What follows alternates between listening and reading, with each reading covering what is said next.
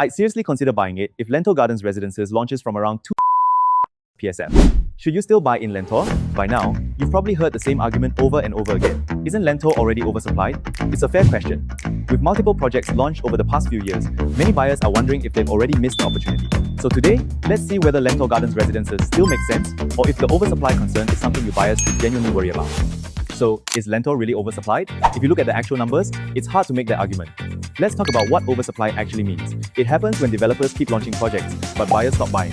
Unsold units start piling up, and that's when prices usually come under pressure. Across all the previous launches in Lentor, around 99% of the units have already been sold. Buyer demand is there.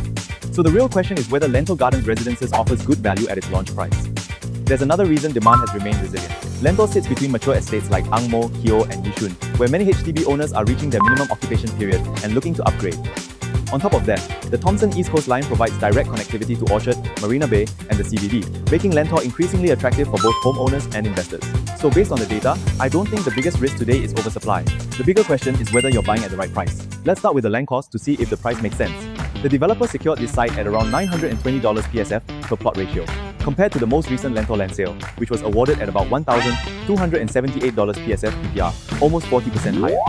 Why does this matter? Because land cost is one of the biggest drivers of launch pricing. Developers who pay more for land generally need to sell at higher prices to maintain their margins. That gives Lentor Gardens Residences a potential pricing advantage. VIP preview prices are expected to start from around $2,050 PSF. When you compare that with the resale prices of Lentor Modern today, the pricing looks competitive within the Lentor market. Now, let me spill you with the detail most buyers never ask about. Is the project built using PPVC? Most of the newer developments in Lentor are. Lentor Gardens Residences isn't. That means you get more flexibility when it comes to renovations and layout changes, instead of being restricted by precast concrete walls. It might not sound exciting today, but years down the road, that flexibility can make your home work better for you and potentially make it more appealing to future buyers as well. If you're looking for something truly unique, the Strata Terrace units deserve a closer look. There are only 3 of these in the entire Lentor precinct, and they're exclusive to Lentor Gardens Residences. And just outside your doorstep, a stunning 200-meter pool and the full suite of condo amenities.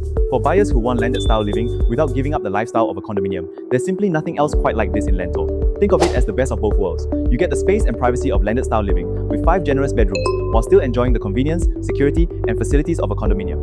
Let's talk about the homes themselves, because there are a few details I really like. Almost every unit enjoys either a park view or a pool view, so you're not looking directly into another block.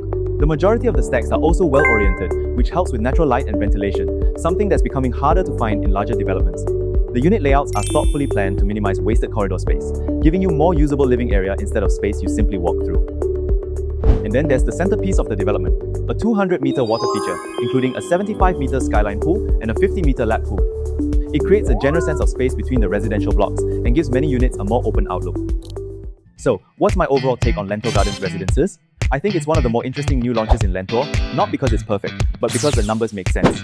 The lower land cost gives it a pricing advantage, the non-PPVC construction offers greater layout flexibility, and recent resale transactions in Lentor provide a useful benchmark for where values are today.